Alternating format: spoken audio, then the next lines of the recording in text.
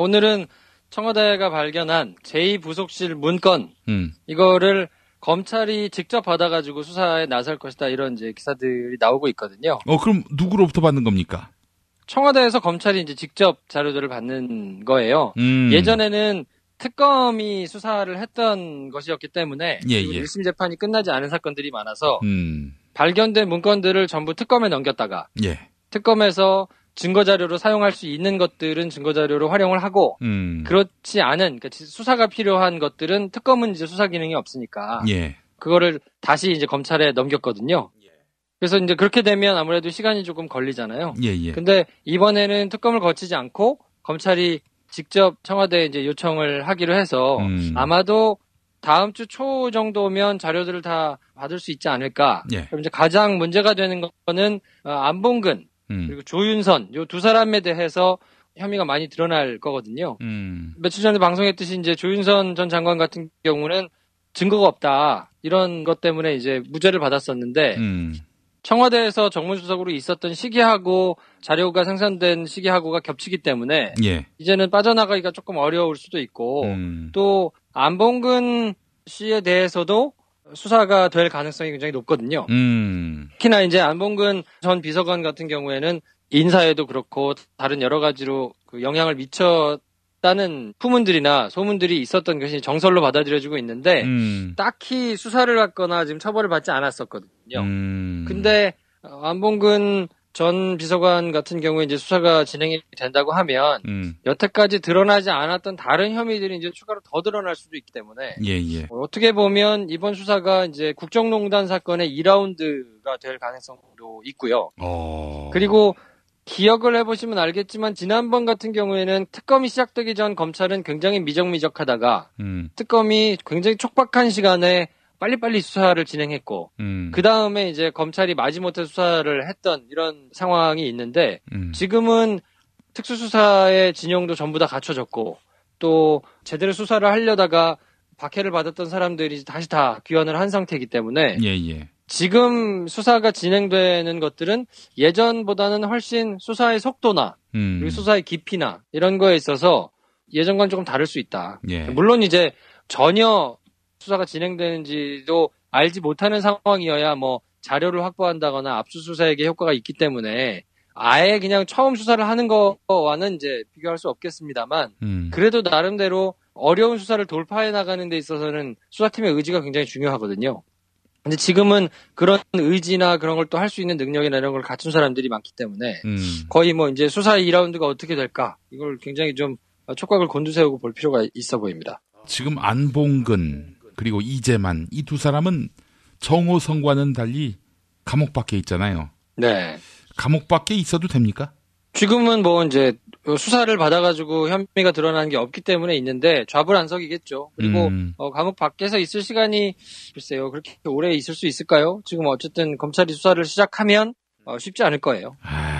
곧 콩밥 먹을 겁니다. 이렇게 말할 수는 없나? 얄짤 없어요. 콩밥 먹을 겁니다. 이렇게 얘기할 수는 없어요? 이게 지상파의 품이라는 거예요.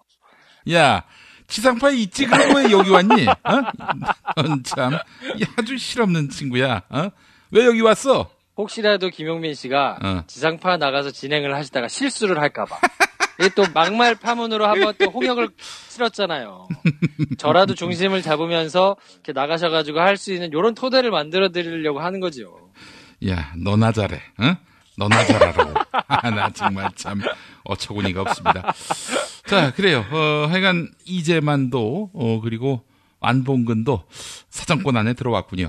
지금 이 같은 안봉근의 그런 의혹을 또 따져보니까 우리가 전에도 짚었습니다만은 조윤선도 지금 감옥 밖에서 좌불안석일 상황일 테고요. 네, 그 세 사람은 지금 굉장히 좀 멘탈이 쉽지 않을 거예요. 왜냐면 이재만이나 안봉근 같은 경우에는 특히나 더 이 사람들은 굉장히 오랫동안 박근혜 전 대통령을 보좌했던 사람들이잖아요. 그러니까 최순실 씨라든지 뭐 이런 사람들과의 이제 연관성도 굉장히 많기 때문에 수사가 제대로 진행이 돼가지고 여러 가지로 이제 옥죄어 들어간다고 하면 캐낼 수 있는 것이 많기 때문에 물론 이제 본인들은 부인을 하고 뭐 나름대로 노력을 하겠지만 어디서 어떻게 터져나올지 모르기 때문에 굉장히 좀 힘든 상황일 거고 예. 그런 상황이 오래 지속이 되겠습니까? 수사가 제대로 진행된다 그러면 뭐 전부 다 곧 신병 처리가 되겠죠. 제가 뭐 그간에 여러 그 뒷이야기들을 많이 들어봤는데 안봉근이, 이재만이 그리고 정호성이 서로 씹은 흔적들이 보이더라고요. 이거 봐서는 멘탈이 그렇게 강한 사람들이 아니구나 하는 생각이 들어서 진짜 감옥 가면은 좆된다. 이런 생각 때문에 밤잠을 못 이루고 있을 것이다라는 생각이 들어요. 제가 그분들 중에 혹시 제 방송 듣는 분들이 있다면 제가 비법을 일러드립니다. 감옥 안 갈 수는 없습니다. 그러나 최소화할 수 있는 방법. 박근혜가 시켜서 했다. 이렇게 이실직고하면 됩니다. 물론 시키지도 않았는데 시켰다고 말하면 안 되죠. 그러나 사실은 뭐 멘탈이 약한 만큼 시키는 대로 했을 거 아니에요. 본인이 책임질 일을 책임지되 그러나 박근혜가 한 일에 대해서 감싸고 덮어줄 이유는 전혀 없다. 전 이렇게 조언하고 싶습니다. 김영민 씨께서 조언을 안 해도 알아서 판단하시겠죠. 금방 불 수도 있어요. 경험이 없으시니까 생각보다 금방 불 수도 있고 또한 그 20년 동안 박근혜를 보조하면서 온갖 특혜를 받았을 거 아니겠어요. 그런데 박근혜를 위해서 일생을 다 뒤집었을 각오로 감옥에 간다? 그것처럼 어리석은 짓이 없는 거죠. 그렇게 하고 계신 분이 한 분 계신데 김기춘 전 비서실장이 그래도 아버지부터 딸까지 2명을 대통령으로 모셨잖아요. 네. 나름대로 본인은 그게 사무라이 정신인지 뭔지는 모르겠습니다만 뭐 하여튼 의리를 지킨답시고 주군을 잘 보위한다고 이렇게 얘기를 했는데 근데 뒤로는 나름대로 자기가 빠져나갈 거를 다 이렇게 법리적으로 항상 깐깐하게 챙기는 분이었거든요. 그래요. 근데 이번에 굉장히 큰 삽질을 한번 하셔가지고 이거 그냥 무죄를 주장하기가 굉장히 어렵게 됐습니다. 이거 무슨 얘기예요? 항소를 하게 되면 이제 항소 이유서를 내야 되는데요. 예. 지난번에 이제 1심 판결이 나름대로 본인이 가장 세게 받았잖아요. 그래서 당연히 본인은 이제 무죄를 주장했었고 그렇기 때문에 억울하다라면서 항소를 제기하고 항소 이유서를 제출을 했는데 항소 이유서 어디서 많이 들어본 항소 이유서입니다. 이게 유시민 전 장관이 항소 이유서로 인해서 탁월하게 글 잘 쓰는 사람이다. 이런 평가를 받았던 거 아니겠어요?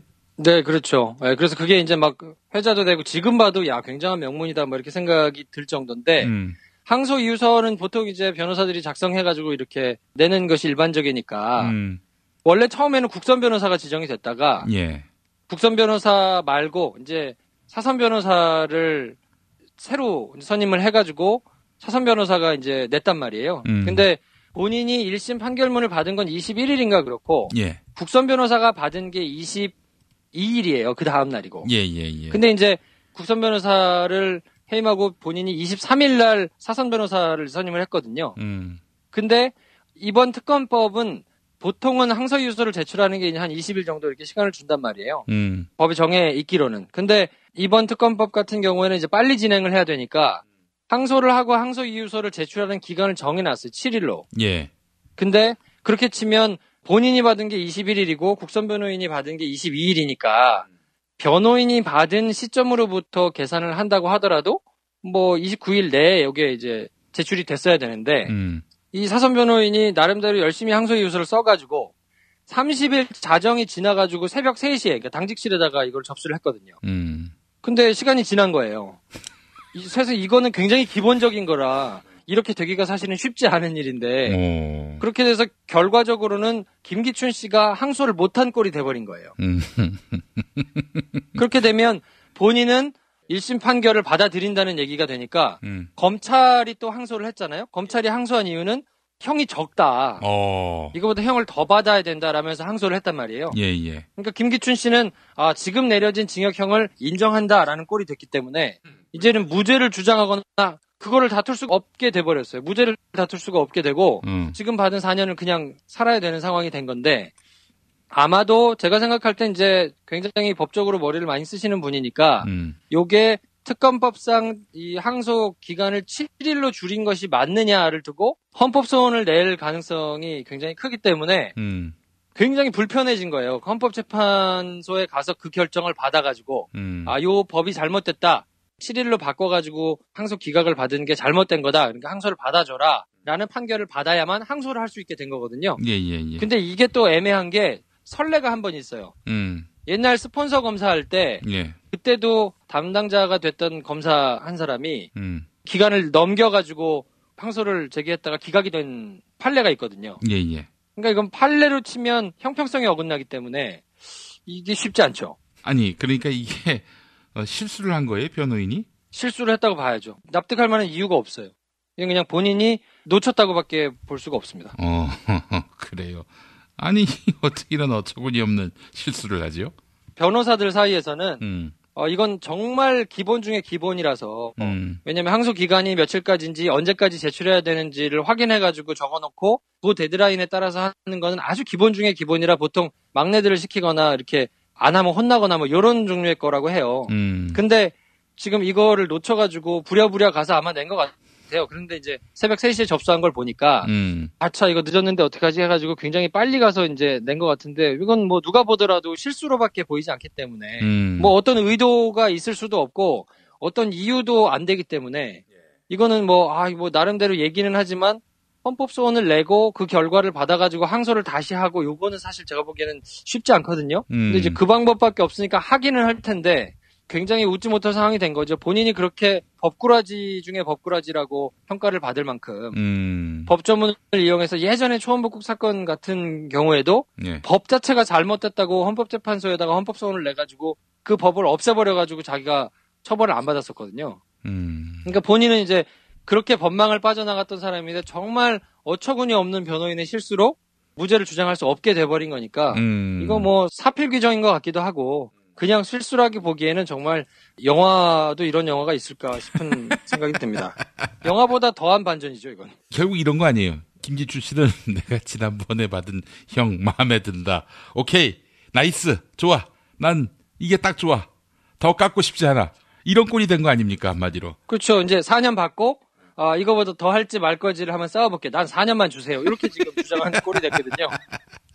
본인은 뭐 밖에 나가서 죽고 싶으면 이런 얘기를 했는데 진짜 죽고 싶은 심정일 거예요.